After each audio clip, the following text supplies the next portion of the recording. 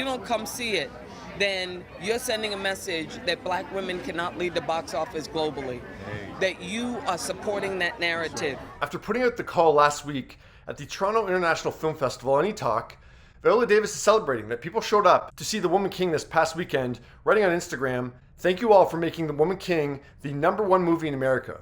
But now Viola, who is also a producer on the movie, is having to answer the call to boycott The Woman King on Twitter because of historical inaccuracies.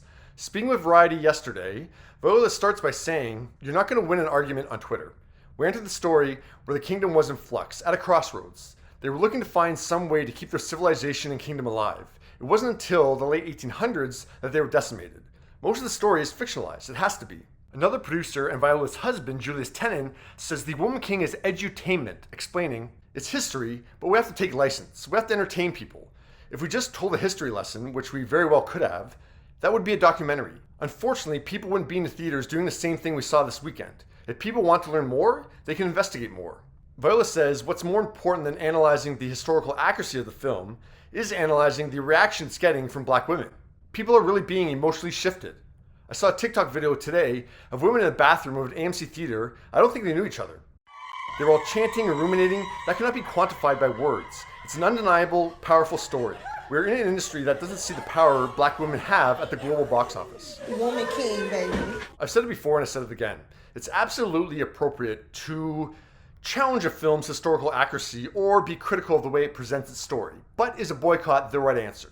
We went through this last year with In the Heights. Although the ensemble featured people with darker skin tones, a boycott was called for because the 6 to 7 principal characters were played by lighter-skinned Afro-Latino actors. That movie bombed and probably knocked Lin-Manuel Miranda out of some studio executive rooms where it happens. A few months later, a boycott was called for against The Harder They Fall on Netflix, one of the first westerns ever to feature a principal all-black cast. The outcry was over Zazie Beetz playing Stagecoach Mary, who in reality was of darker skin tone and heavier frame.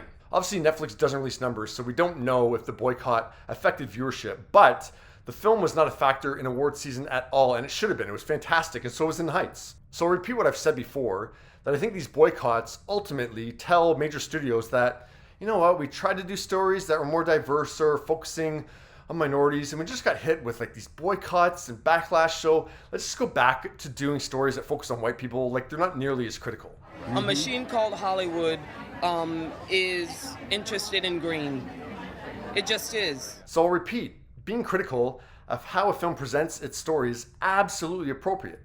I just don't think boycott is the right answer to that historical accuracy or how they present their story. I think creating a conversation that is going to cause those artists who were on that project to be better in the future is a much more appropriate way to approach things. Because as Viola said, these one step forward movies could ultimately lead to 2 steps back. It will just be a moment if people don't come see the movie. What do you think of the Boycott the Woman King movement on Twitter and the film's initial success at the box office this weekend?